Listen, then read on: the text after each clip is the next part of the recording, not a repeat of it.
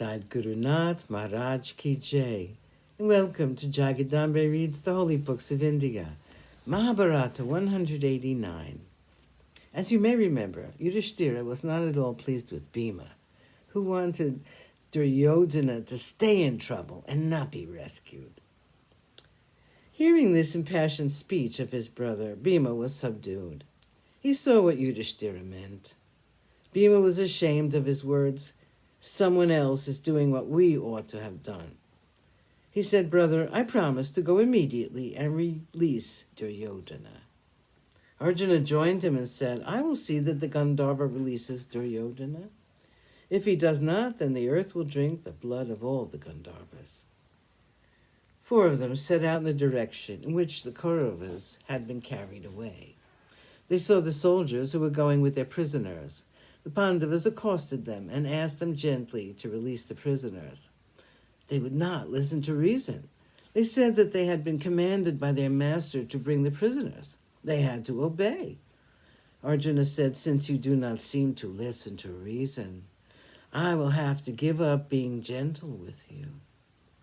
I have no other choice. I will have to fight with you all." All 4 of them began to shoot sharp arrows at the army of the Gandharvas. The fight was intense. The Gandharvas were fighters of no mean order. As for the Pandavas, Yudhishthira's words had made them realize their immediate duty: to release the innocent women of the retinue of Duryodhana, and him too, incidentally. They wanted him to be free now so that they could fight with him themselves later on.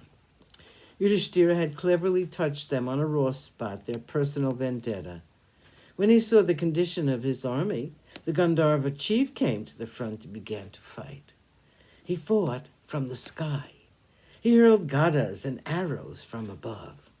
But Arjuna could tackle this kind of fighting easily. The Gandharva came down and revealed himself. Arjuna was taken aback when he saw who he was.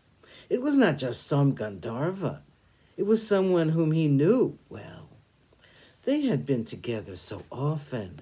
The Gandharva was Chitrasena, the dear friend and guru of Arjuna. He had taught him his dancing and music when Arjuna was in the court of Indra. On seeing him, Arjuna threw his bow down and rushed to him.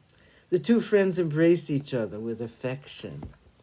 The 5 of them sat down together and spent some time talking about the events which had taken place since they last met. Arjuna smiled at Chitrasena and said, "What has come over you, my friend? Why did you thus capture our Duryodhana and his retinue?" Chitrasena said, "It's a long story. Listen to me carefully. Your Duryodhana, as you so affectionately call him, came to Dwaitavana not to inspect the cows, but to see you suffer. They came to see the gentle Yudhishthira in the forest dressed in barks and deerskin. They came to see Bhima thin and sick with forest life, with his powerful form dressed in rags. They came to see the beautiful sons of Madri looking like ascetics, with their glowing handsomeness completely eclipsed by their dress. They came to see Draupadi suffer, so that they could laugh at her. They came to see you, Arjuna, suffering, they thought, extreme unhappiness, since you have just returned from your father's abode. Your father, Indra, knew their intentions. He told me, 'Go down to earth. Pick up a quarrel with that man, Duryodhana. Capture him. Arjuna and his brothers will be sent by Yudhishthira to rescue him. Arjuna is your friend and disciple.